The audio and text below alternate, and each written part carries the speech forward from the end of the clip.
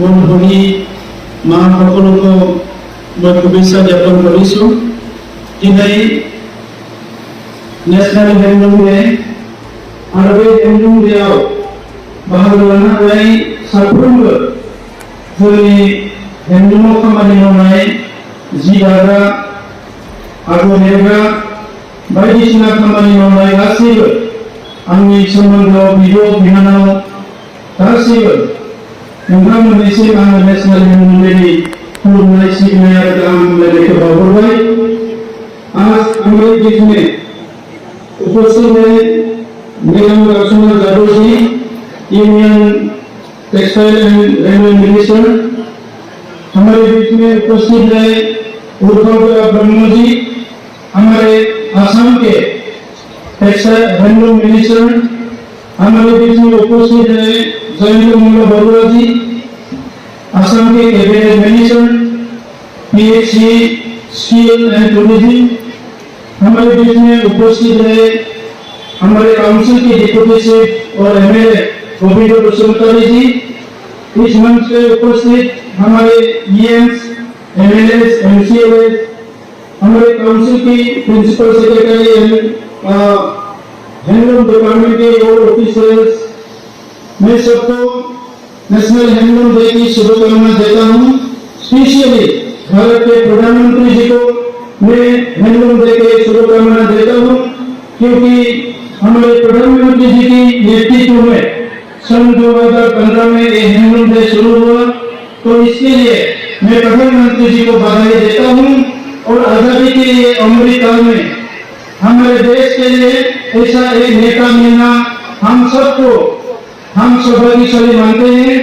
प्रधानमंत्री जी के लिए मैं सबको अनुरोध करता हूँ, एक जोरदार सब तालियां देने के लिए सबको रिक्वेस्ट करता हूँ। तो मैं आगे घूमना हूँ और फिर एक बार मैडम के लिए जो दूसरी बार हमारे यहाँ आए हैं, आज नेशनल हैंडलूम डे में आके हम लोग को जो उत्साहित किया है, इसके लिए मैं मैडम से भी आभारी हूँ।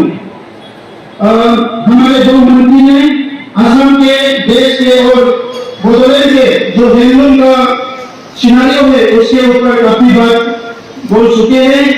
मैं ज्यादा बोलना नहीं चाहूंगा। हम बहुत खुश है कि हमारे सरकार आने के बाद कम समय में हैंडलूम सेक्टर में हम लोग काफी काम करने को मौका मिला है। और इसकी मूल कारण है मैडम रचना Jadhav ji union textile minister होने के बाद हम लोग को इस विषय पे काफी गाइडेंस किया है, इस विषय पे हम लोग को मार्गदर्शन किया है। हम सब लोग जानते हैं हैंडलूम हमारा पैशन है, हमारा कल्चर है, हमारा ट्रेडिशन है। और हैंडलूम को अभी हम सब मिलके हमारा इकोनॉमी बनाने के लिए कोशिश कर रहे हैं। আমি সকলে জানো যেটো আমার হ্যান্ডলুম আছে, এই হ্যান্ডলুমটো আমার পরিচয় হয় আমার কাপড়ৰ পৰা। আমাৰ নিজৰ মহিলাসকলে যি কাপোৰ বনায় এই কাপোৰটো পিন্ধিলে গোটেই বিশ্বৰ মানুহবিলাক চিনি পায় যে আমি অসমৰ মানুহ, আমি বড়োলেণ্ডৰ মানুহ। লগতে আমাৰ সংস্কৃতিটো ফুটি উঠে যে এই সংস্কৃতিটো অসমৰ সংস্কৃতি, বড়োলেণ্ডৰ সংস্কৃতি, কোনোবা এটা ঠাইৰ সংস্কৃতি। লগতে এইটো আমাৰ ট্ৰেডিশ্যনো হয়। আমাৰ মাসকলে, আমাৰ বাইদেউসকলে, আমাৰ বিহু হলে, আমাৰ বিয়া হলে, আমাৰ কিবা এটা পৰ্ব হলে আমাৰ নিজৰ ড্ৰেছবিলাক পিন্ধি পেলাই আমি নিজৰ পৰ্ববিলাক কৰোঁ। সেইকাৰণে এইটো ট্ৰেডিশ্যনেল হয়।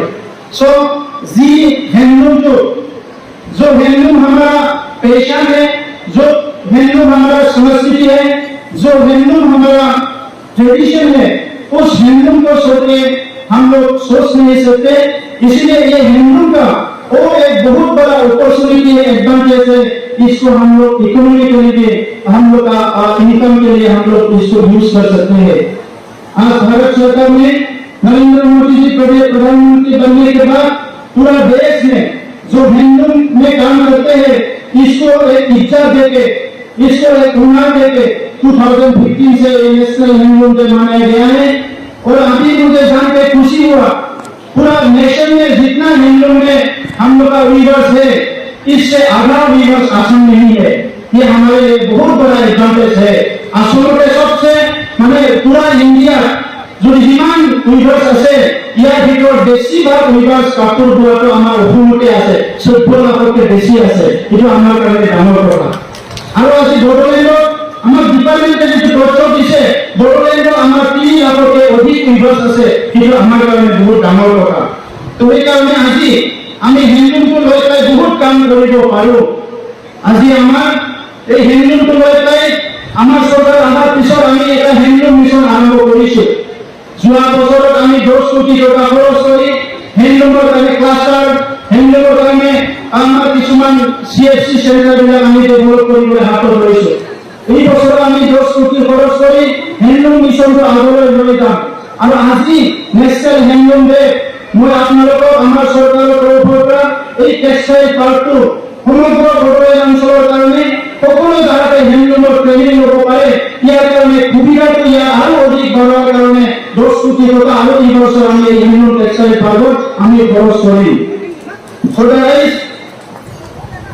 মাসকল বাইদেউসকল ভনীসকল আজি আমাৰ সময় আহিছে প্ৰধানমন্ত্ৰী ডাঙৰীয়াই কৈছে যে এই সময়টো আমাৰ সময় ভাৰতটো বিশ্বৰ ভিতৰত শ্ৰেষ্ঠ এটা দেশ হিচাপে গঢ় দিব লাগে আৰু আজাদীৰ এই অমৃত মহোৎসৱৰ সময়ত আজি ৭৫ বছৰৰ পিছত আমাৰ এটা সিদ্ধান্ত লোৱাৰ সময় আহিছে যে ভাৰতে স্বাধীনতা পোৱাৰ পিছত নিজৰ ভৰিত থিয় হ'বলৈ এটা অধিক সময়তে সিদ্ধান্ত গ্ৰহণ কৰিছিলে আৰু সেইকাৰণে প্ৰধানমন্ত্ৰী ডাঙৰীয়াই স্বাৱলম্বী ভাৰতৰ কথা কৈছে আমি সবে স্বাৱলম্বী হ'ব লাগিব আৰু স্বাৱলম্বী যদি হ'ব লাগে আমি কি কাম কৰিব পাৰোঁ সেইটো আমি ভালকৈ কৰিব লাগিব আজি আমি বস্ত্ৰ বাদ দি মানৱ সভ্যতা আগবাঢ়ি যাব নোৱাৰে সেইকাৰণে ইয়াৰ আমাৰ ডাঙৰ এটা এডভান্টেজ আছে সেইকাৰণে এই দিশত মই এইটোৱে ক'ব বিচাৰিছোঁ এই এডভান্টেজটো লৈ পেলাই নিজৰ ঘৰত বহি নিজৰ জাগাতে থাকি আমি উইথ অনাৰ এণ্ড ডিগনিটি উইথ ৰেছপেক্ট আমি যদি কিবা কাম কৰিব পাৰোঁ খুব ভালকৈ কৰিব পাৰোঁ আমাৰ মাসকলে বাইদেউসকলে